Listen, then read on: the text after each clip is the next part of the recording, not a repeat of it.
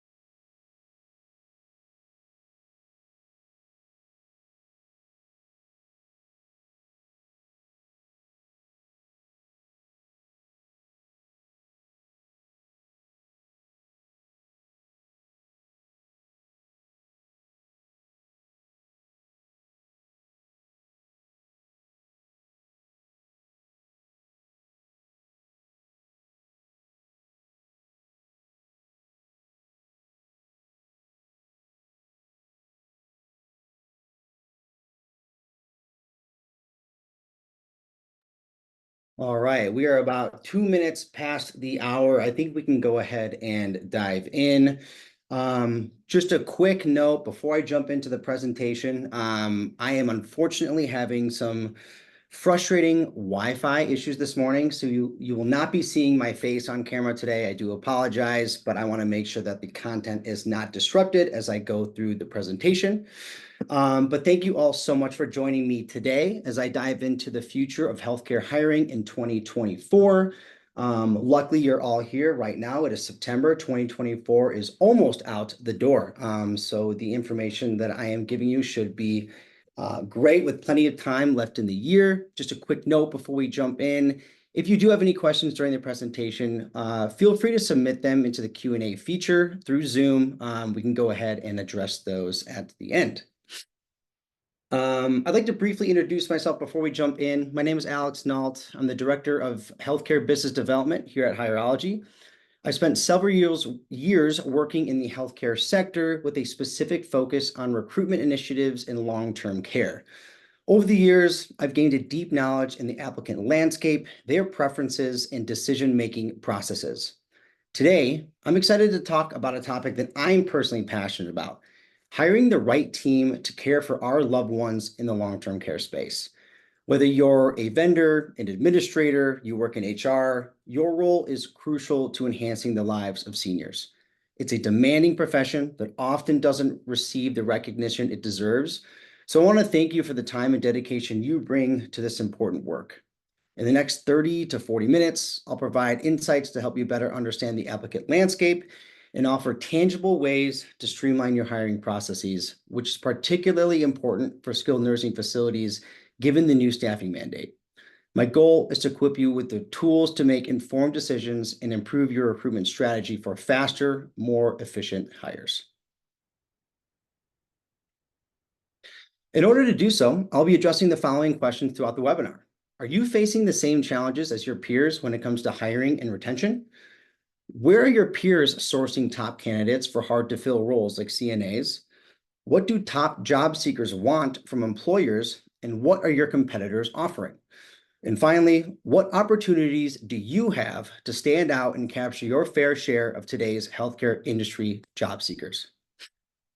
Now, before I dive in, I want to note that the data throughout this presentation actually comes from original surveys we conducted here at Hireology. We did 2 surveys in the healthcare space at the end of last year. The first is a survey of healthcare facility HR teams to get an understanding of their challenges and what they're doing to overcome them. But then we also surveyed applicants in the healthcare industry in order to get a more holistic understanding of what's happening with today's market, where we asked about their expectations for job interview and communication speed, job benefits, and their typical job search process. The survey questions we had for HR professionals touched on the following themes: 2024 hiring challenges, average hiring speed, top channels for applicants and hires, and hiring process bottlenecks. Now let's dig into those results. The first theme I want to highlight focuses on the challenges around recruitment and healthcare hiring. We'll go through what facilities are struggling with as it relates to hiring and retention, as well as our advice for overcoming these challenges. Overall, despite a cooling job market in many sectors, our employer survey found that the healthcare industry, by and large, is still finding the hiring climate to be incredibly challenging. 94% said that hiring at their facility is still somewhat or extremely challenging, while 90% say retention is still a challenge. 44% say they feel hiring is even more challenging than it was a year ago, and about half have more open roles this year than they did last year, while 26% said the number of open roles has stayed the same. Now, when you think about the state of the healthcare employment over the past few years, this makes sense. The pandemic triggered extreme burnout amongst many of these professionals who had opportunities outside of healthcare. And on top of that, younger workers entering the workforce are less likely to choose CNA or RN professions. Month after month, the BLS releases data about job creation, and healthcare always finds its way into the top 3. We're seeing more jobs and less workers, which is only perpetuating high competition.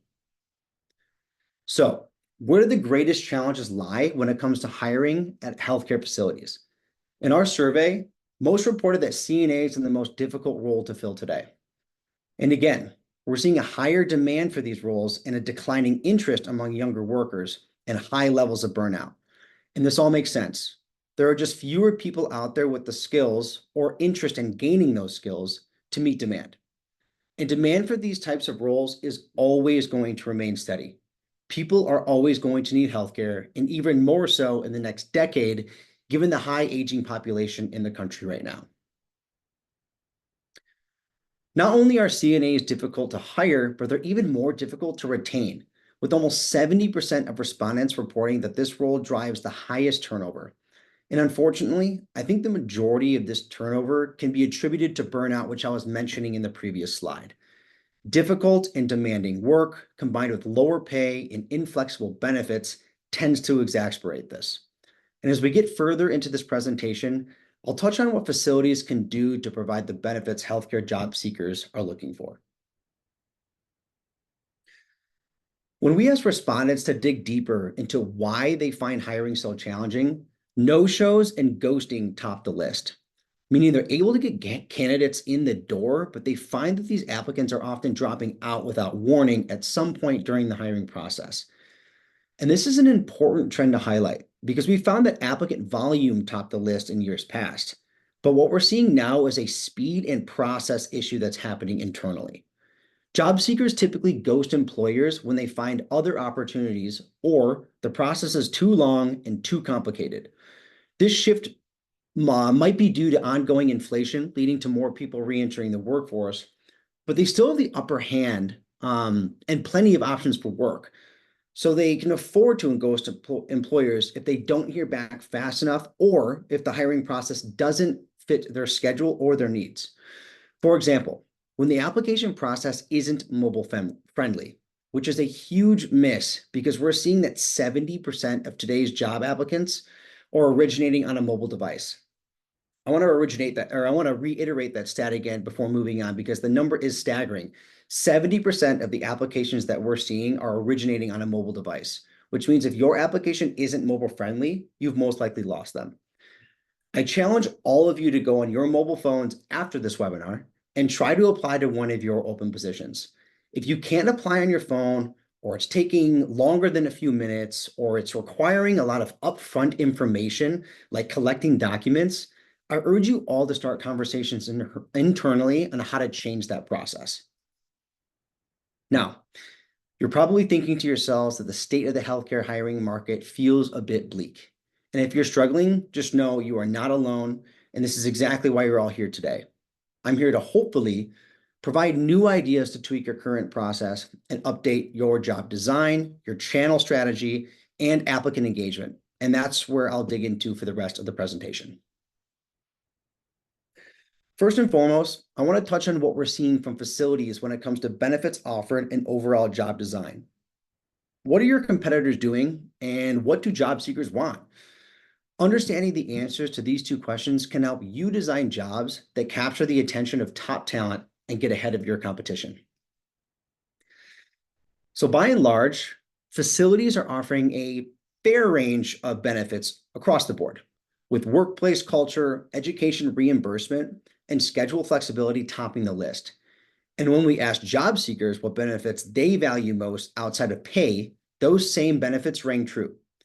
Which means if your facility or your community is not offering top-notch workplace culture, education reimbursement, and especially schedule flexibility, which is such a critical benefit in an industry known for burnout, you're most likely losing out on top talent that is choosing to apply to your competitors due to the benefits that they're offering. And when we ask healthcare job seekers what would motivate them to take a lower paying role if they received two offers, a few interesting things stood out to us. First and foremost, only 9% said nothing. That means that only 9% of job seekers are motivated only by pay, and that 91% of job seekers will take lower paying roles if there are other benefits on the table that are meeting their needs. Top benefits that job seekers provide or prioritize over pay include, you guessed it, schedule flexibility, career growth, and workplace culture.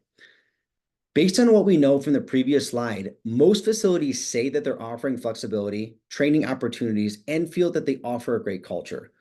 But only about a third say that they offer real job growth opportunities. In other words, if you're not offering these things, then you're behind. And if you're offering these benefits already, you need to find ways to market those perks, which brings me to my next slide. To talk about job descriptions. Why do they matter? And how can they help you differentiate your competitive advantage over the competition? And that's for two main reasons. First and foremost, applicant volume. A great description will capture the attention of more job seekers who are sifting through hundreds of options for work and are looking to quickly identify openings that meet their needs and match their skills. And then there's applicant quality. The right job description will also help you attract people with the right skill sets and experience to apply to your jobs, ultimately helping you increase your candidate to hire ratio. Typically, we recommend a structured formula when talking about job descriptions. Don't necessarily start with responsibilities and duties. First off, start with a quick, short summary of what makes your company unique. Then there's a quick, short summary of the job for SEO purposes, more or less. A 1 to 2 sentences, bare bones overview of what the job is, using relevant keywords. You need to stand out by describing why your company is unique and what the job actually is. But then I want you to dive right into the benefits or what's in it for the applicant. This is the most important part of your job description, and it needs to come ahead of all the responsibilities and requirements. Because again, people have high expectations for what they want, and they have plenty of options for work. But you're going to lose qualified applicants if you aren't shouting this from the rooftops. People want to know, first and foremost, what you're offering is what they're looking for before they want to learn about what the actual role entails. So this is where you highlight everything that's most important to your applicant: schedule flexibility, culture, benefits, career growth, etc. Then you can dig into the responsibilities and requirements. And finally, always include an equal opportunity employer statement. Now, once you've done this, I want you all to take a step back, read through your job description, and ask yourself, would you be excited to work here and have this job? Use the description to help drive excitement as a way to promote your employment branding. And my final recommendation here is to make sure your benefit information is highlighted in big, bold letters on your company careers page. The next opportunity I want to discuss is reaching candidates on the channels that they're using. Much like job design, it's important to understand what your competitors are using to source talent and then what job seekers are using. But most importantly, look for the gaps. So what channels are your competitors using? According to our survey, by and large, facilities are covering their bases. They use a range of channels with social media, referrals, and job boards at the top of that list. And when we asked survey respondents to select their top performing sourcing channels for applicant volume, job boards was number one, which completely makes sense. Job boards are an incredibly popular and common channel for job seekers. And if you're paying to sponsor your jobs, you're going to see a high volume of applicants. And while volume is important because it's good to have options, it's also important to make sure you're receiving quality applicants, which brings me to my next slide. When it comes to finding quality applicants, we actually found that referral programs are almost tied with paid job boards. What this tells us is that job boards aren't going to go away and can be a great source of applicant quality when you have the budgets to support them. But referrals can be a really effective and inexpensive way to source great talent. We see referred applicants hired at 7 times the rate of all other applicants, and study after study shows that referred candidates not only tend to get hired faster because your team has essentially vetted them, but they actually perform better because they're likely similar to the high-performing employee who referred them. And all of this is free to do aside from the cost of your referral bonus, which is typically cheaper than the cost of advertising on major job boards. Or if you don't have the budget for this in your company or facility, test out other options that might resonate with your employees. Things like extra PTO days, a free meal stipend, or something as small as publicly recognizing employees in company meetings, newsletter, or social media really goes a long way. But despite referral programs being a top driver of quality candidates, most facilities aren't getting the most out of them. By and large, facilities are still relying on spreadsheets to track referral candidates and word of mouth to promote their employee referral program. And only about a quarter utilize texting to promote this program. Overall, 40% said they wish more employees would participate. Now, why is this an issue? Because you could be turning your best employees into your best recruiters if you promoted this on a consistent basis and armed them with the tools to do it easily. If you think about the healthcare worker and their day-to-day role, they're not necessarily incentivized to participate in a program like this. So if you're rarely communicating the program and advertising the bonus payout you're offering, people aren't going to participate. You need to think about it like a marketing campaign for your facility or your community. You want to reach your team on the channels that they're using, which these days is a smartphone. Remember, 70% of applications are originating on a mobile device. And you want to make sure you're hitting them with the right message to drive participation. I wanted to expand on the concept of referrals a bit more by touching on some additional job seeker data that we have. We found that overwhelmingly, healthcare job seekers are open to returning to organizations they previously worked for and places they've applied to in the past, but they weren't necessarily hired. Same goes with former employees when it comes to referring candidates to old employers. Now, what this tells us is that the concept of referrals can be applied a bit more broadly. You should be connecting with people through all kinds of relationships and engaging with them even if you don't have an immediate role. Stay in touch with former employees and candidates that you liked. Send them texts or emails once in a while with updates, making sure that this is top of mind. And don't limit yourself to existing employees when it comes to seeking referrals. Connect with former employees asking for referrals. If a former employee is happy with the time that they spent with you, the data shows that they'd be willing to refer their friends. So to summarize our talent sourcing section, what opportunities do we have? First up, employee referrals. This isn't just about getting names. It's about tapping into your team's network to uncover top-notch talent. By optimizing your referral programs, you can unlock a pipeline of skilled candidates who come pre-vetted by your own employees. Next, casting a wide net. The days of relying solely on one channel are gone. To reach the best candidates, you need to be where they are. This means leveraging various channels, social media, job boards, career sites, to ensure that your posting reaches a diverse audience. And finally, broadening your network. Don't limit yourself just to your current employees. Expand your referral networks to include former staff and past applicants. And by doing so, you tap into a rich pool of potential talent that might otherwise go untapped.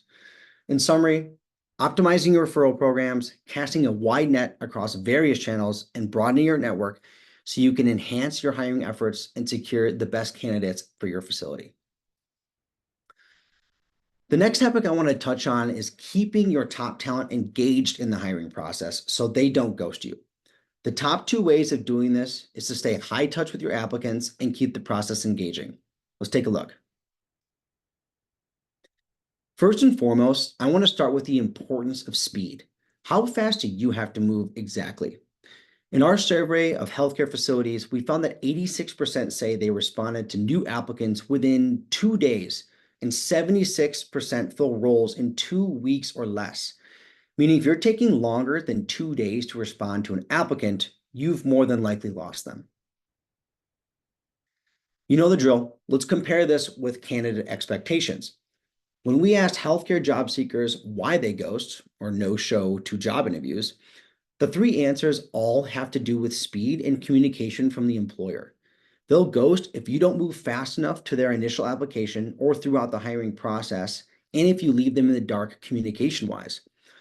So based on these two slides, we know that job seekers will drop out of the process if you can't move fast and your competitors can, meaning you need to be moving faster than your competition in order to keep yourself in the race. Adding more fuel to the fire, even if job seekers are engaged and interested in your organization and your team, more than half will always take the first offer than they receive. So even taking an extra day, or at times even just a few hours to move candidates along, can be detrimental to your ability to hire quality talent. So what can you do? Process overhaul is the first thing that I wanted to cover.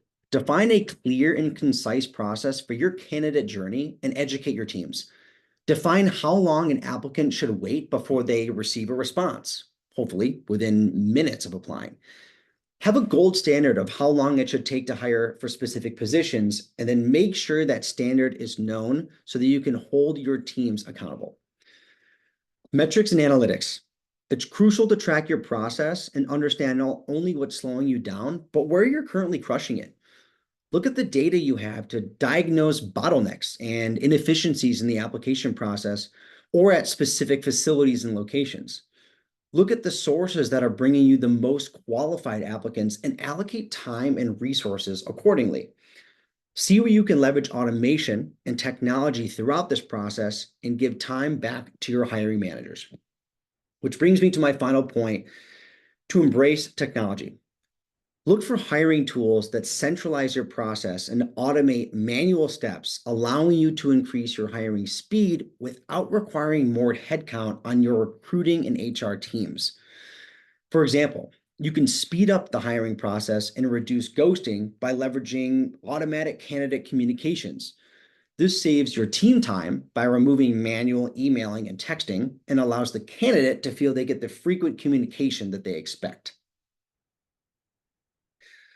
Speaking of tracking metrics, I wanted to take a minute to touch on this a bit deeper because, as we all know, what gets measured gets managed.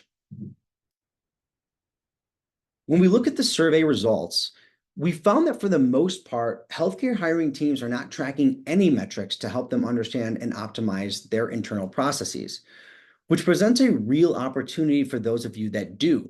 Figuring out what's working and what isn't in terms of applicant sourcing, internal processes, etc., and be intentional about making adjustments accordingly to put more eggs in the appropriate baskets versus continuously doing the same thing month after month and seeing no results. From a consultative standpoint, we typically tell our customers to track these metrics when they use the Hireology platform, and we make it easy to do. Everything from applicant volume per source to process adherence across your team and locations. And if you don't have this data at your fingertips just yet, try to get the easy things first to get ahead of the competition. Use your best employees as your recruiters. Communicate early and often with your applicants and see if your job board representatives can provide some insights as to what's working and what isn't with your account. And finally, the last thing that I wanted to touch on is AI and the automation, AI and automation, and how these types of technologies can improve your speed and candidate engagement. According to our survey of healthcare facility HR teams, only about 7% of facilities are using AI in any capacity in their recruitment process, which makes sense as the idea of using AI in recruitment is still fairly new, and it takes time for organizations, especially larger ones, to adopt new tools and technologies. But 55% say that they feel somewhat or very comfortable with the idea of using it, which tells us that the concept of AI is becoming more mainstream. However, when asked where they see AI as playing a role in the hiring process, most said that they don't know, and about 20% said 20% reporting that they feel AI could help with identifying potentially top candidates. So this all means that HR teams are curious about AI and open to the concept of using it to make applying to their jobs easier, but most don't really understand how it could work in a more practical sense. And finally, it's tough to bring up AI in recruitment without addressing the very valid concerns of bias. When asked, almost half said they do feel concerned about biases that might potentially arise with AI in the recruitment space specifically. Now, recruiting in HR is a highly personal yet complex field where the right answers and decisions are never clear-cut. It's natural to have some concerns and reservations about adding AI into that mix. Now, while AI has the potential to complete tasks in the human-like manner, it's always going to lack the intuition and nuanced perspective that humans bring to the table. AI tools only know the historical information you provided, but humans can contextualize a person's potential beyond just data points. Without the human touch, you can't guarantee the best decision will be made for the unique needs of your team. And many times, the best candidate isn't always the one with the best resume. So what's our advice for healthcare facilities who are curious about AI, but aren't quite sure where to start or are held back by bias concerns? Experiment with public AI resources is first and foremost where we recommend. The data shows that healthcare facilities are cautious yet curious about AI. The good news is that you can experiment with it without making massive investments by leveraging free resources like ChatGPT. You could use these types of tools to craft candidate emails that you can then revise and reuse as email templates throughout your hiring process. Or you could experiment with prompting it to write job descriptions and save those as templates. Wherever you choose to try, the key is to getting yourself familiar and comfortable with the tech. Invest in forward-thinking HR technology. Many applicant tracking systems and recruitment software providers are beginning to integrate AI into their platforms. Look for solutions that offer tools like automated communication, AI-based interview scheduling, and more. Software providers that are already offering AI in these ways will be the leaders as AI becomes more commonplace down the line. Get your data in order. AI has the potential to revolutionize hiring for the better. But for AI to be effective, it needs to be trained on complete and accurate data. That means every applicant and candidate in your talent database must have a complete profile, and every rejection, interview, or hire is logged in the system with as much information as possible. With a clean database, you'll be able to leverage time-saving tools like candidate recommendation engines, job description writers, and more down the line. Use AI for efficiency, not for decision-making. AI-driven hiring processes depend on the quality of the data used to train the algorithms. Biases present in historical data could be made worse by AI, leading to unintentional discriminatory outcomes. To ensure fairness and transparency, a level of human involvement is and always will be essential. While you can conduct data audits and work to improve your algorithm, we would never advise to leave final decisions around hiring to AI entirely. Simply put, AI should be used to empower your team to work smarter and streamline your hiring process, not automate decision-making. Short but sweet, but that's all I had for you today. If you like what you saw and would like to dig in further, our team actually created a report for anyone who is interested to see. You can visit hirology.com/guides. If anyone has any specific questions on the material I covered or reviewed, please feel free to reach out to info@hirology.com. That's info@hirology.com, and we'll get you set up with a one-on-one consultation. That being said, I want to thank you all for your time today. I can open up the floor for any questions if there are any. Thanks, Alex. We've got a couple questions that were submitted in the Q&A, so I'll just run through these and let you answer. But the first question, what are job seekers' top needs outside of pay? It's a good question, Kara. I appreciate it. We went through a few of those in the presentation, and I'm sure that we can kind of like grab some more data for you. But the top ones that stood out to us were schedule flexibility, career growth, education and tuition reimbursement, and then there's workplace culture. A few of the things that also kind of come to mind are training and mentorship programs. I think that goes a really long way in terms of growth. There's also, things that are a little bit easier or a little bit more tangible, I should say, right? So like uniform or commuting or cell phone reimbursements. The biggest thing we want to highlight in terms of benefits is that we want to make sure that you can be creative with what makes the most sense for your facility or your community within your culture and within your budget. Awesome. Moving on to another question. What are some ways to show rather than tell job seekers that you have a great culture? Yeah, this is a good one too. You know, first of all, I want to bring this back to the career sites. I mentioned it briefly, in the presentation itself. But people are doing their research on their own for their careers, just like you'd be doing if you're going to be putting a loved one into a nursing home, for example, right? Um, I'm going to be going onto that website, doing my due diligence. I'm going to be reading out all that information, right? So you want to make sure that the careers page is bright, inviting, and showcases all that like your facility has to offer. You can include things like testimonials from your employees. We've seen that to be really successful, or even from your residents and their families. I think that goes a really, really long way.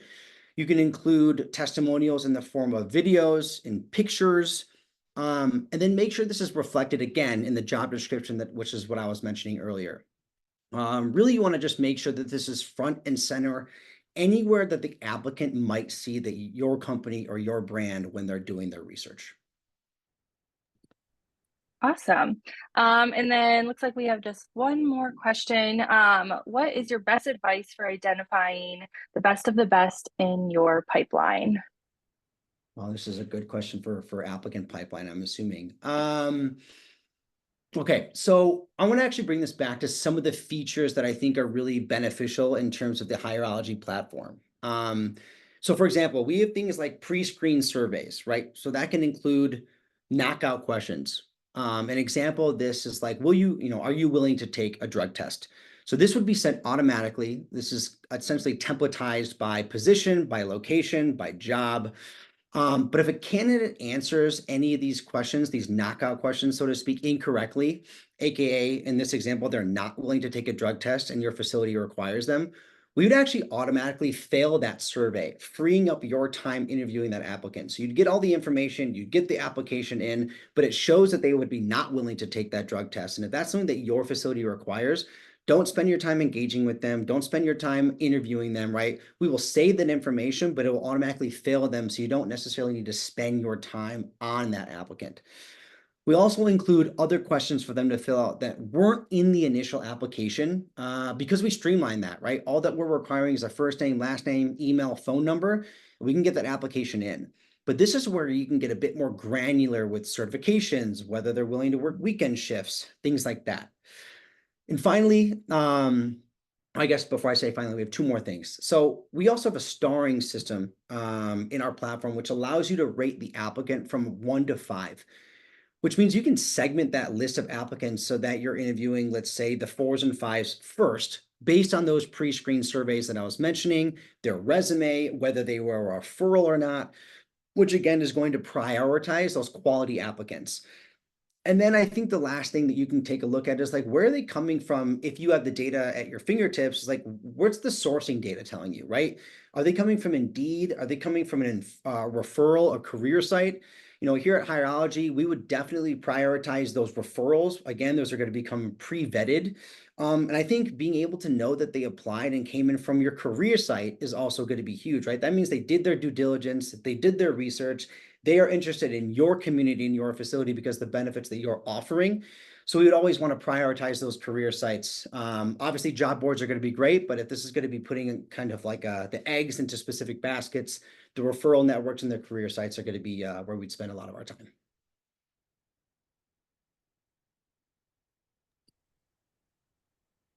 Perfect. And that was all for the questions. Awesome. Thanks, Tara. Mhm. Thank you everyone for joining today. Tara, do I go ahead and kick it over to you to kind of wrap things up?